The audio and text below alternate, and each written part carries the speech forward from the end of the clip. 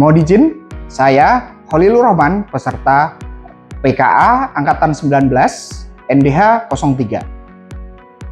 Selamat siang dan salam sejahtera. Semoga kita semua senantiasa dalam keadaan sehat dan berbahagia. Pada kesempatan hari ini, saya akan mengajak Anda semua belajar bersama tentang akuntabilitas dalam organisasi.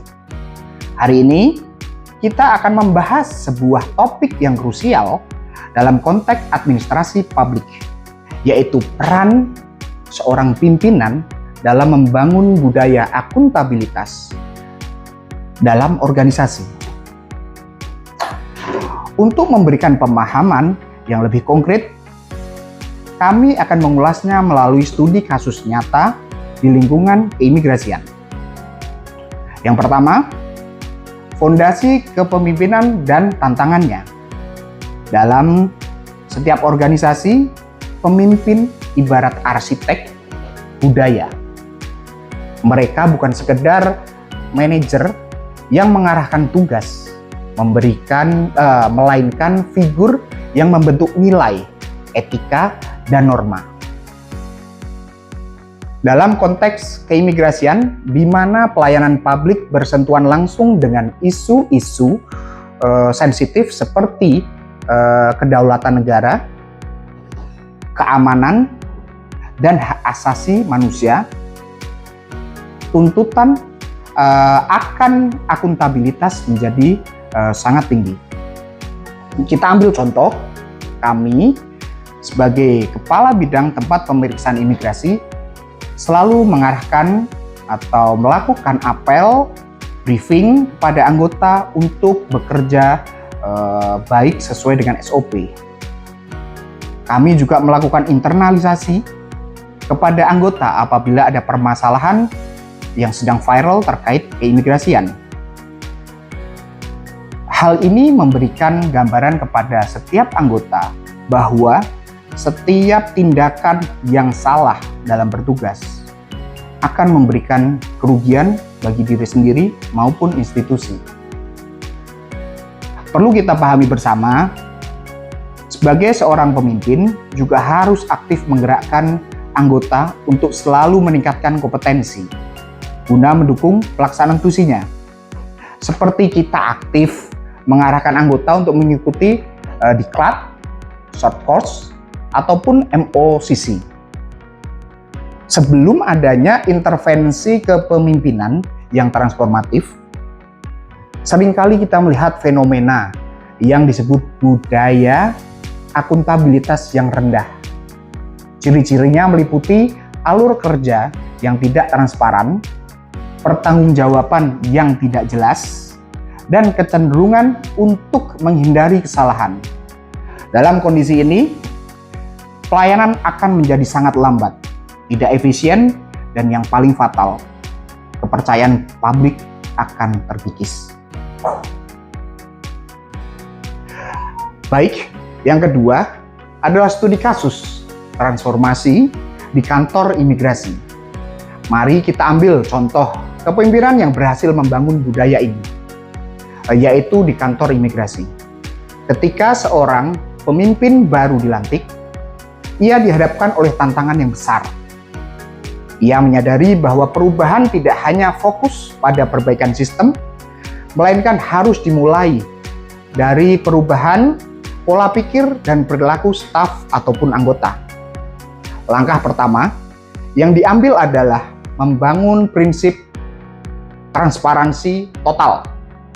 Pemimpin harus mengimplementasikan sistem digitalisasi yang memungkinkan setiap tahapan proses permohonan keimigrasian dapat dilacak secara real time oleh para pemohon. Hal ini secara langsung menciptakan akuntabilitas personal. Karena ini setiap petugas memiliki tanggung jawab yang jelas dan terukur. Langkah berikutnya adalah menegakkan sistem penghargaan dan sanksi, atau biasa kita sebut reward and punishment. Pemimpin harus memastikan bahwa kinerja